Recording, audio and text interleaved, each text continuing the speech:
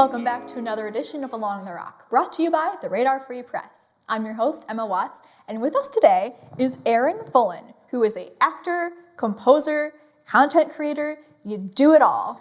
Do a little bit of everything. You do a little bit of everything. Well, obviously, it's very clear you're a jack of all trades. And as a creative myself, that's just kind of the way of life. That's how you make the most out of life. Yes. Do everything that's thrown your direction. So true. And yes. Especially in the arts, it's difficult to just focus on one thing. Yes. And so I think it's such a good thing to get so much experience in many different facets. Yes. So that you are the most marketable. Yes. So we talked a little bit before we started recording that you have done a lot with composing, with acting. You've done film, you've done theater, as mentioned, you've done it all. Is there any kind of specific project that you worked on that you think is a highlight of your career, or are you waiting for the highlight of your career to come? Yes and yes. So I would say definitely am always on the lookout for the next highlight in my career. But there have been a few moments that have, those moments where you stop and pause and think, oh my goodness, I'm doing what I love for a living, and I can't believe it. A couple examples of that would be on the composing front. There's a relatively new studio called Angel Studios based out in Utah, and they've really made a splash as far as the new type of filmmaking where it's not quite crowdfunding, but it's where the masses decide which films they make, and people cast votes, and then they decide what they're going to make. Well, when that studio was first starting back in 2019, something like that, I received an email from one of the studio founders out of the blue. I had no connections with them. They had apparently been following along with my career on social media, and they reached out and said, hey, we're starting a brand new studio, and we want you to help us with the sonic brand, the sound of our studio. So, MGM has the lion, Leo the lion, Paramount has the mountain, Universal has the globe. They all have their own distinct sound. 20th Century Fox, dun, dun, dun, dun, dun, dun, dun, dun, dun. Yes, well, everybody knows it. Everybody knows yes. it. So they wanted a similar, super recognizable sound. And so it was only 8 to 10 seconds, but we worked together.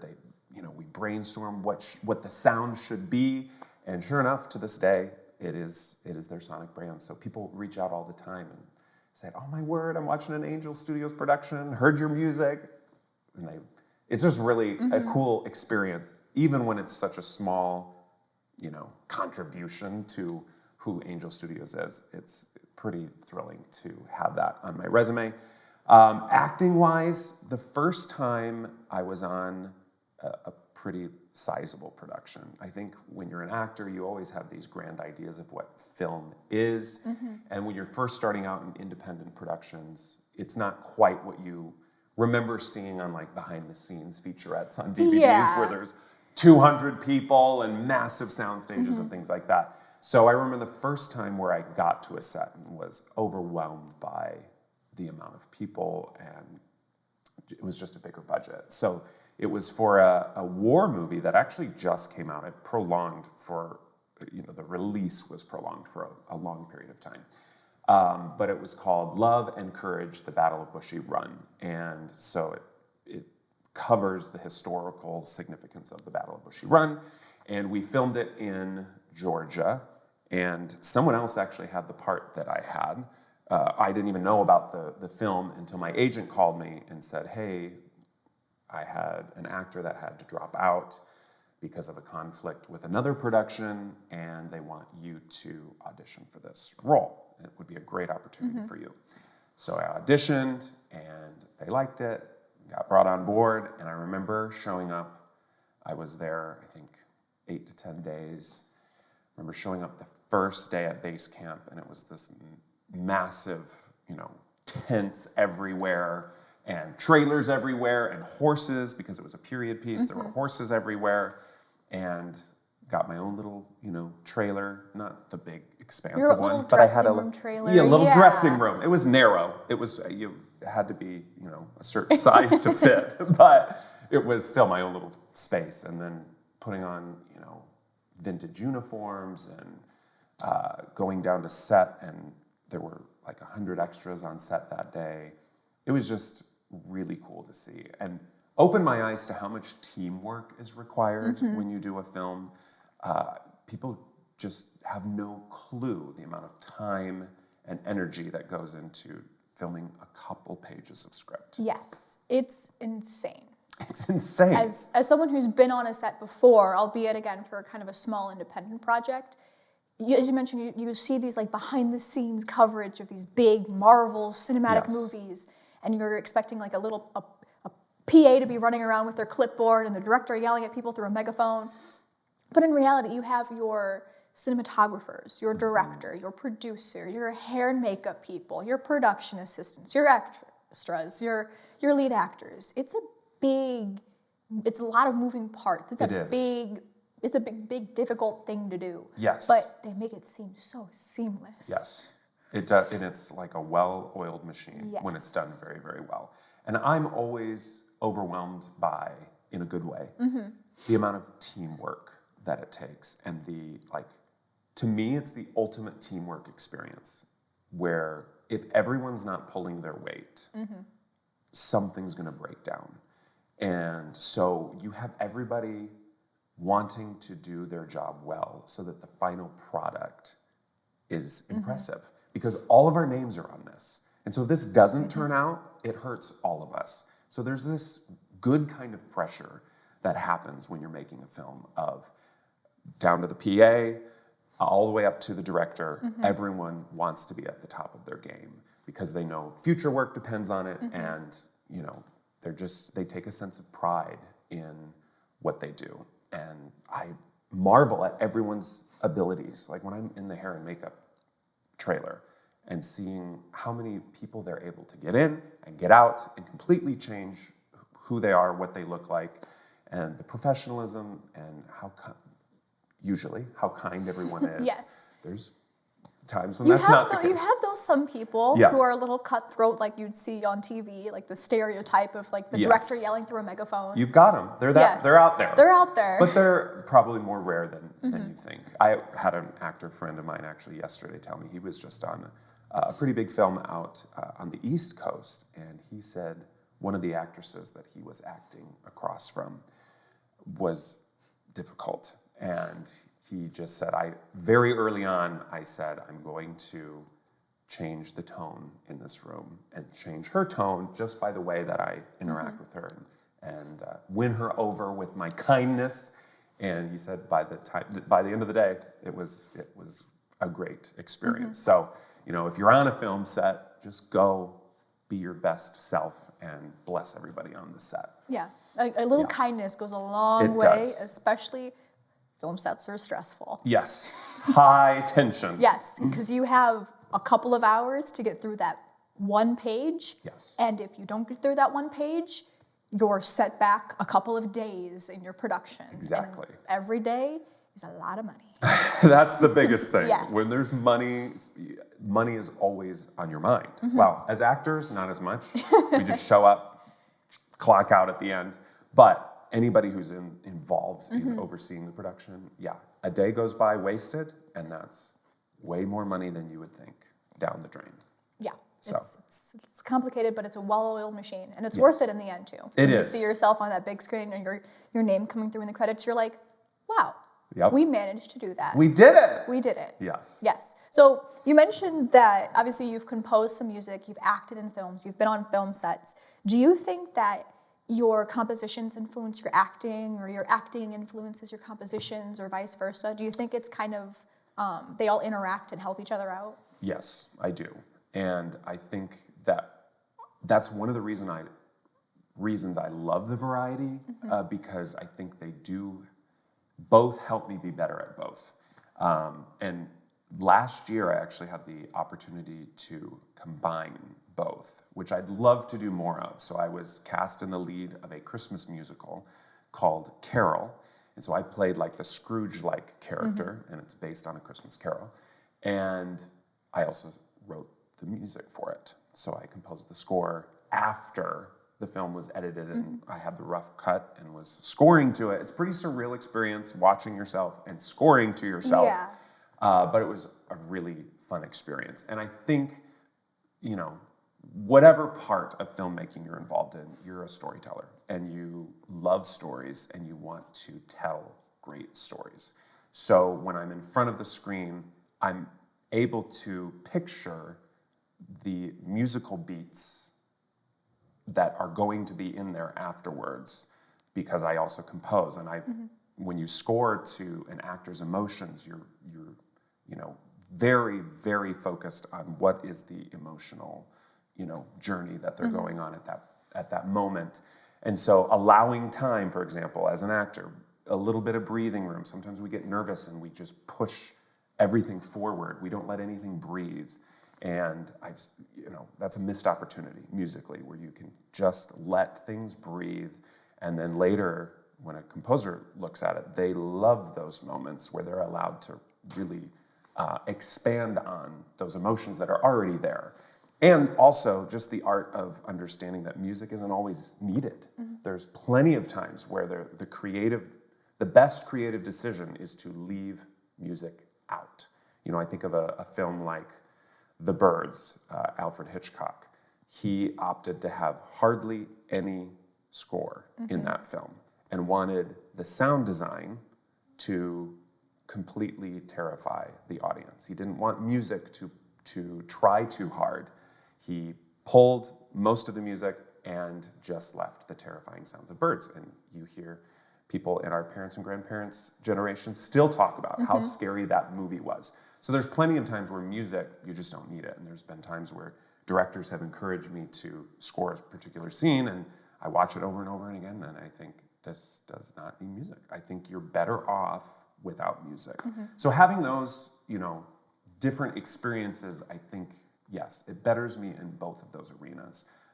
And I would be hard-pressed to choose which one I would rather do. I would just love to do more of both. Yes, of course. That's always the thing. It's like, Yeah. which one do you prefer? It's like, I don't think I Don't have a make me preference. choose. I don't think I have a preference. I just want to do something that I love. Yes. I want to do something that I love, and I want to make a living off of it. I think that's the goal of any creative or artist, whether you're writing, directing, producing, composing, acting, singing. I think you just want to do something that you love, and that's why you're doing what you're doing. Amen. I totally agree. So, as I mentioned, obviously, I've created things before too, and I'm always curious about people's process. So do you have any kind of personal rituals or habits that kind of get you into the creative mindset, whether you're composing or you're acting or stepping into a character? Yes. Well, that can be somewhat difficult sometimes. I am married with 4 young children, and I work from home. So sometimes it's difficult to find the quietness to do what I need to do. But it's the type of noise I wouldn't want to live without. I love being a husband and a father. But I would say, as far as like motivation and getting in the right space, for me, a little backstory here. So one of my favorite composers of all time lived a long time ago in the 17th century, and he was a composer named Johann Sebastian Bach. You may have heard of him. So he was a prolific composer, and most anybody that would encourage you to learn about music would have you study the work of Bach. And he was a Christian composer, and no bones about it, at the beginning of his scores, the sheet music, he would write, and I'm going to butcher the Latin, so I'm not going to even try the Latin, but it said to the effect of, "Jesus help me," or "In the name of Jesus." And then at the end, he would write, this one I can say, "Soli Deo Gloria," which means "for the glory of God alone." So every piece of music he wrote, he grounded himself in, why am I doing this? And, for who's it for? And I live by that same motto. I have my logo above my studio desk where I write music, and it has my logo, and then right below it says "Soli Deo Gloria," where I'm always reminding myself, this isn't for me. What I'm doing, my art, is not my own. It was given to me by the most creative, the Lord of the universe. So he has given me the responsibility to use my art and to use my abilities that he's given me to bring glory to him, not to me. And so when people, ask me about their career in the arts, because it's not an easy career. No, it's not. You and I both know that, especially in this, in small town America, Midwest, there's not a ton of resources available for us to, figure out how to do this. And it's a lot of hard work. It is for anybody. So I always encourage them, make sure you know why you're doing it. Because if you don't know why you're doing it, if you're doing it for fame, if you're doing it for money, for sure get out. Because that's not a reason to do it. The top, 0.5%, 1% of actors and directors and producers are making big, big money. Most are not. So if those are the motivations behind doing it, I always say, don't do it, because you need to do it because you love it, you feel called to do it. And similar to Eric Liddell, he was an Olympian runner. Chariots of Fire is a famous movie about him. He used to say, when I run, I can feel God's pleasure. And so he's given me this gift. And when I do it, I feel the pleasure of God just doing what I was put on this earth to do. So similarly, I knew pretty early on, this is my dream. This is my passion. And every time I do it, I want to do more of it and just feel like God has put me on this earth to tell stories, to tell great stories. And so to me, that is the biggest motivation behind what I do, why I do. Always have a purpose. Yes. When I first kind of stepped foot into the world of the arts and being a creative, that was the first piece of advice that was given to me, is have a why. And if you're in it for the fame or the money, you're in it for the wrong reasons, and you should find something else to do. Right. Now, eject. Yes. Press the emergency exit button and leave. Yeah. Because my why is I do it for my great-grandfather, who was always supportive of me with the arts and acting. He would always tell me to emote anytime I was acting, and I stand by that to this day. And he's always kind of this guiding force behind why I do what I do. So it kind of actually stems into my next question. Yeah. So we talked a little bit before. You were from Clinton, Iowa. Very small town. Yes. Midwest. But you've managed to kind of go on and do some pretty awesome things with your life. So if there's anybody who's watching this video right now who is locally in the Sauk Valley or from Clinton or some other small Midwestern town who feels like they can't do what they love, they can't pursue a career as a creative or as an actor or as an artist, what advice would you give them? That's a great question. It's a loaded question. It is a loaded question, but it's a great question because there are many like us. I think we were both in that situation. Correct. Without a clue of exactly how to do it. And so if I were to give advice to people in this area, number one, do it. I think a lot of times we wait for the opportunity, the thing that's going to make our career, and we're not satisfied until we hit that break that we've all been waiting for. But the reality is that break often comes after years and years and years of just being faithful to do what's right before you.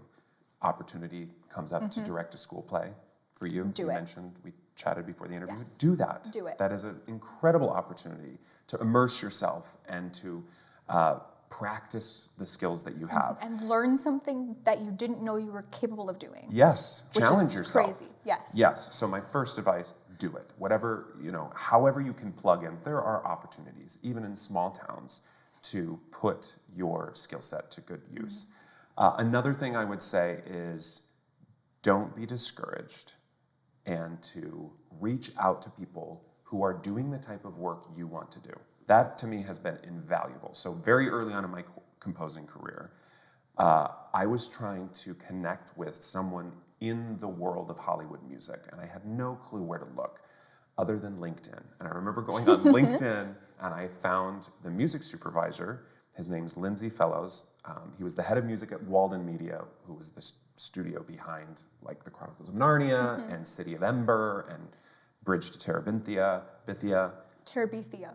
Bethia, excuse me, Terabithia. Yes. It's one of my favorite movies. Oh, I'm so sorry. I apologize for correcting you. Thank you. Of course. So he was the head of music behind that production company. So I found him on LinkedIn, reached out and said, hey, I know this is out of the blue. I'm from small town Iowa. You have no clue who I am. I'm not even in the industry yet, but I had been writing music just to practice up until that point, and said, would you listen to my music and tell me if you think I have what it takes. And just to have the transparency to let someone critique your work. And because I was one of those people, I didn't want to waste my time. We've seen people, they were often on American Idol, who they thought they were incredible, and clearly their skill set would have been better used elsewhere. But no one was honest enough to tell them, hey, you might not be the best singer in the world. What else are you good at? That's what a good friend would do. And that's what I wanted this guy to do. If I'm not good at this, if I don't have a future in this, tell me now. Yes. I don't want to waste 10 years of my life. So he responded and said, hey, I think you do have what it takes, and I'd love to kind of take you under my wing and help you. And to this day, he is one of the first people I go to when I have a question. He unofficially represents me and negotiates on my behalf. I've met him out in LA. Just an incredible friend and mentor to me. So reach out to the people that are doing the type of work you want to do and ask them to have a 15-minute Zoom call with them. You would be shocked how many people are willing to just take 15 minutes out of their day and pour into the next generation of filmmakers. They're out there. We have these grand ideas that A-list composers or actors have no time for people who are lower on the totem pole. In my experience, that has not been the case. I have talked to A-list composers who have just said, hey, I'm busy for the next 2 months, but talk to my assistant, we'll set up a time. And I've had conversations that I will remember for a lifetime, and have even met some of them in person out in LA. So do what you need to do what's right in front of you, and reach out to the people who are doing the type of work you want, and establish relationships with them. Keep in touch with them. And eventually, again, I've been doing this for probably 10-ish years now, acting since 2020, probably composing since 2015. I just look back on all of the different moments, even the heartbreaking ones, that I thought, I was on the cusp of something. I always said, if I were to write an autobiography right now, which I'm not going to, but if I were, I would call it On the Cusp, because it has felt like there'd be this grand opportunity right in front of me, and then it just disappears. Yep. And so then you're discouraged, and then you go back to the daily grind, and it's hard. It really is hard. But then when I compare to where I am today to where I was 10 years ago, you can see it, and you see there is growth, there is more opportunity, things are happening. So don't be discouraged. Press on, keep doing it. Keep going. You got this. Keep going. You got this. If you're watching this right now, you've got this. Well, thank you so much, Aaron, for coming in and sharing such amazing advice and kind of telling us about your journey as a creative. I think it's really important. This community thrives. There's a lot of creative people in this community. So these conversations are always some of my favorites. Good. And we need, my last call to the masses, we need great art. I think a lot of times, and this is a little soapbox, the arts don't get what they deserve. As far as, if something's going to be cut, it's going to be, choir or band or the school play, or, where we tend to not prioritize what art brings to the table, or a, local symphony. Small towns that still have local symphonies, it's rare, but it's a great gift. And when the arts are able to thrive in a town, everyone benefits. You look at an old building like this that gets redone and repainted, and it's amazing, and it elevates everything in a community. And so, just if anyone's making decisions, just remember to prioritize what storytellers and artists and creatives can bring to the table of a community. Yes. Thank you so much, Aaron. You're welcome. As always, we'd like to thank our production team for helping put these wonderful episodes on. Don't forget that the Radar Free Press is free, so be sure to like, comment, share, and subscribe. And for more videos like this, check out theradar.online.